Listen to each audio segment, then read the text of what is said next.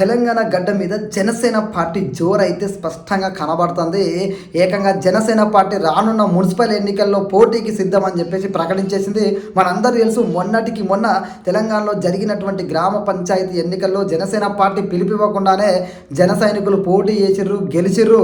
చాలామంది వార్డు మెంబర్లను గెలిచిర్రు, సర్పంచ్ని గెలిచిర్రు, అదేవిధంగా ఉప సర్పంచ్ని గెలుచుకొని ఆ గెలుపును పవన్ కళ్యాణ్ గారికి అందించారు. కొండగట్టు సాక్షిగా పవన్ కళ్యాణ్ గారు ఆ గెలిచిన అభ్యర్థులను ఎంకరేజ్ చేయడం జరిగింది. అదేవిధంగా గెలిచిన అభ్యర్థులందరినీ అప్రిషియేట్ చేయడం జరిగింది. ముఖ్యంగా మహిళా అభ్యర్థులు ఎవరుండో వాళ్ళందరూ పోటీ చేయడం అనేది పవన్ కళ్యాణ్ గారు తెగ ఖుషి అయిపోయారు. ఎందుకంటే ఖచ్చితంగా వీళ్ళు ఓడినా గెలిచిన ఇంతమంది పోటీ చేసినంటే నిజంగా అదే మన పెద్ద విజయం. మీరు పోటీ చేయండి, మీకు ఎలాంటి సపోర్ట్ కావాలి, నేను మీ వెనకాల ఉంటానని పవన్ కళ్యాణ్ గారు పిలిపించారు. అదేవిధంగా ఇప్పుడు మున్సిపల్ ఎన్నికల్లో కూడా జనసేన పార్టీ పోటీకి సిద్ధమని ప్రకటించింది. అయితే బీజేపీతో అలయన్స్లో ఉంది ఎన్డీఏ భాగస్వామిగా.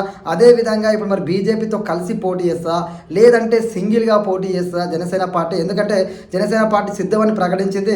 గతంలో కూడా మనందరం చూసాం, జిహెచ్ఎంసీ ఎన్నికలలో బీజేపీ పార్టీ మీరు పోటీ చేయకుండా ఉండండి, నెక్స్ట్ టైం పోటీ చేయండి, ఈ ఒక్కసారి మాకు సపోర్ట్ చేయండి అంటే అప్పుడు విరమించుకొని మరి బీజేపీ పార్టీకి సపోర్ట్ చేసింది జనసేన పార్టీ. మరి ఇప్పుడు మున్సిపల్ ఎన్నికల్లో పార్టీ గుర్తు మీద జరుగుతాయి కాబట్టి మరి బీజేపీ పార్టీ ఏమైనా ఇక్కడ కూడా తెలంగాణలో జనసేన సపోర్ట్ తీసుకొని ఎన్నికలకు పోతా, లేదంటే ఒంటరిగానే పోతా చూడాలి. మరి మొత్తానికైతే జనసేన పార్టీ ఈ మున్సిపల్ ఎన్నికలకు సిద్ధమని ప్రకటించింది.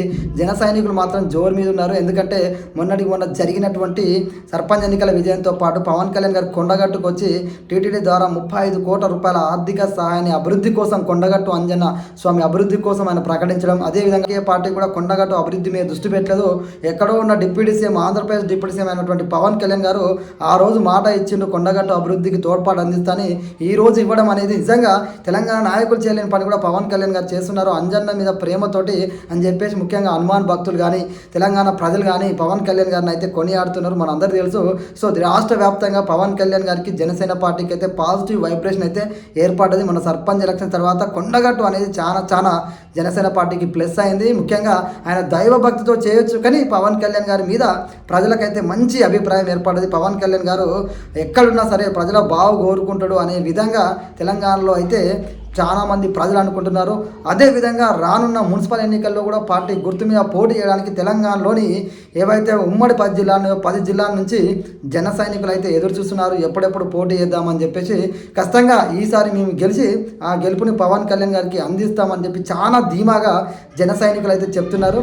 చూడాలి మరి జనసేన పార్టీ ఈ మున్సిపల్ ఎన్నికల్లో కూడా మొన్న జరిగినటువంటి గ్రామ పంచాయతీ ఎన్నికల్లో ఏదైతే రికార్డును క్రియేట్ చేసిర్రో, పోటీ చేసి వార్డు మెంబర్లుగా, ఉప సర్పంచ్గా పోటీ చేసి గెలిచిరో, నిజంగా అదే విధంగా ఇక్కడ కూడా జనసేన పార్టీ మున్సిపల్ ఎన్నికల్లో పోటీ చేసి ఆ విజయాన్ని పవన్ కళ్యాణ్ గారికి అందిస్తారా? ఎందుకంటే పార్టీ గుర్తు మీద ప్రజలు ఏ విధంగా స్వీకరిస్తారు జనసేన పార్టీని, లేదంటే బీజేపీతో కలిసిపోతారా అనేది కూడా మనం చూడాలి.